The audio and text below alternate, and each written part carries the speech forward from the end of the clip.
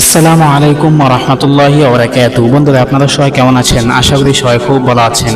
বন্ধুরা, আজকে আমরা জানবো আযান দেওয়ার ফজিলত কি। তো চলুন আমরা জেনে আসি। রাসূল পাক সাল্লাল্লাহু আলাইহি ওয়াসাল্লাম ইরশাদ করেছেন, আন ইবনে আব্বাস রাদিয়াল্লাহু তাআলা আনহু قال রাসূলুল্লাহ সাল্লাল্লাহু আলাইহি ওয়াসাল্লাম, মান আযানা সাবআ সিনিনা মুহতাসিবান কুতিবা লাহু বারাআতুম মিনান নার। অর্থাৎ ইবনে আব্বাস রাদিয়াল্লাহু তাআলা থেকে বর্ণিত, তিনি বলেন, রাসূল পাক সাল্লাল্লাহু আলাইহি ওয়াসাল্লাম ইরশাদ করেছেন, যে ব্যক্তি সওয়াবের উদ্দেশ্যে 7 বছর আযান দিবে, আল্লাহ পাক তার জন্য জাহান্নামকে আরাম করে দিবেন। সুবহানাল্লাহ। অন্য হাদিসে এসেছে, মুয়াজ্জিনের আযানের শব্দ যতজনের কানে যাবে, সবাই কিয়ামতের দিন আল্লাহ তাআলার কাছে সাক্ষী দেবে যে মুয়াজ্জিন একজন নেককার মানুষ ছিলেন, দিনদার মানুষ ছিলেন। সুবহানাল্লাহ। বন্ধুরা, আমরা যে কোনো সময় হোক আযান দেওয়ার চেষ্টা করব, একদিন হোক 2 দিন হোক, কারণ হতে পারে এর কারণে আমার হয়তো জান্নাত নসিব হয়ে যেতে পারে।